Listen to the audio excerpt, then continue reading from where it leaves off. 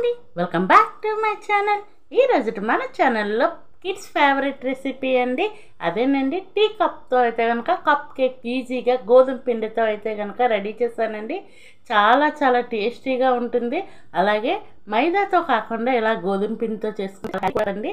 పిల్లలకి స్నాక్స్ పెట్టాలనుకున్నా, లేకపోతే పెద్దవాళ్ళైనా టీ టైంలో ఏదైనా స్నాక్ తినాలి అనుకుంటే కనుక ఇలా కప్ కేక్స్ని గోధుమ పిండితో తయారు చేయండి.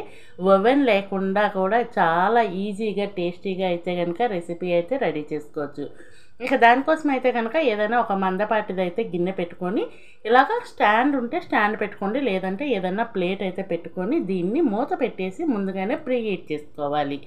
ఇలాగ అది స్టవ్ వెలిగించేసి ప్రీహీట్ చేసుకున్న తర్వాత ఒక మిక్సీ జార్ తీసుకొని ఒక 1/4 కప్పు వరకు పంచదార, ఒక 3 యాలకులు అయితే వేసేసి ఇలా మెత్తగా మిక్సీ పట్టేసుకోవాలి. దీన్ని అయితే సైడ్ పెట్టేద్దాం. నెక్స్ట్ అయితే ఒక బౌల్ తీసుకొని అందులో 1 కప్పు వరకు గోధుమ పిండిని తీసుకోండి. 1 కప్పు గోధుమ పిండికి 1/4 కప్పు పంచదార వేసుకుంటే పౌడర్ చేసినాక అది కూడా 1 కప్పు అవుతుంది. అలాగే ఒక 2 స్పూన్ల వరకు నెయ్యిని వేసుకోండి. నెయ్యి ఉంటే నెయ్యి వేసుకోండి, లేదంటే వెన్న ఉంటే వెన్న, లేదు అంటే నార్మల్ ఆయిల్ కూడా వేసుకోవచ్చు. అలాగే ఒక 1/2 స్పూన్ వరకు వంట సోడా అండి, తినే సోడా అంటారు కదా, అది వేసుకోండి. నెక్స్ట్ అయితే కొంచెం ఒక చిటికెడు సాల్ట్ వేసుకోండి. టేస్ట్ బ్యాలెన్సింగ్ కోసం మాత్రం సాల్ట్ అండి, మరీ ఎక్కువగా వేసుకోవద్దు. నెక్స్ట్ అయితే ఇవన్నింటినీ బాగా కలిసేటట్టు వీడియోలో చూపించిన విధంగా కలుపుకోండి. ఇలా కలుపుకున్న తర్వాత రూమ్ టెంపరేచర్లో ఉన్న పాలని, కాచి చల్లార్చిన పాలని కొంచెం కొంచెం వేసుకొని నేను వీడియోలో చూపించిన విధంగా కలిపేసుకోవాలి. అలాగే ఈలోపైతే మీకు చిన్న రిక్వెస్ట్ అండి, మన ఛానల్ ఇంతవరకు ఎవరైనా సబ్స్క్రైబ్ చేయకపోతే ప్లీజ్ అండి సబ్స్క్రైబ్ చేయండి. వీడియో నచ్చితే లైక్ చేయండి, మీ ఫ్రెండ్స్ అండ్ ఫ్యామిలీ మెంబర్స్కి షేర్ చేయండి. చూసారు కదా, ఈ విధంగా కలుపుకోవాలండి. ఎలా పడితే అలా కాకుండా కట్ అండ్ ఫోల్డ్ మెథడ్లో కలుపుకుంటే కేక్ అనేది మంచిగా వస్తుందండి. ఇలా కలుపుకున్న తర్వాత నేనైతే టీ కప్స్ అండి, టీ తాగుతూ ఉంటాం కదా, డిస్పోజబుల్ ప్లేట్ కప్స్, అవి అయితే తీసుకున్నాక దీన్ని అయితే కనుక డస్టింగ్ చేసుకోవాలి. ఆయిల్ కానీ నెయ్యి కానీ వేసేసి కాస్త అలాగే గోధుమ పిండిని అయితే వేసుకొని వీళ్ళగా రెడీ చేసుకోండి. ఇలా ఎందుకు అంటే మనకి కేక్ రెడీ అయినాక దానికి అతుక్కోకుండా చాలా ఈజీగా వచ్చేస్తుంది.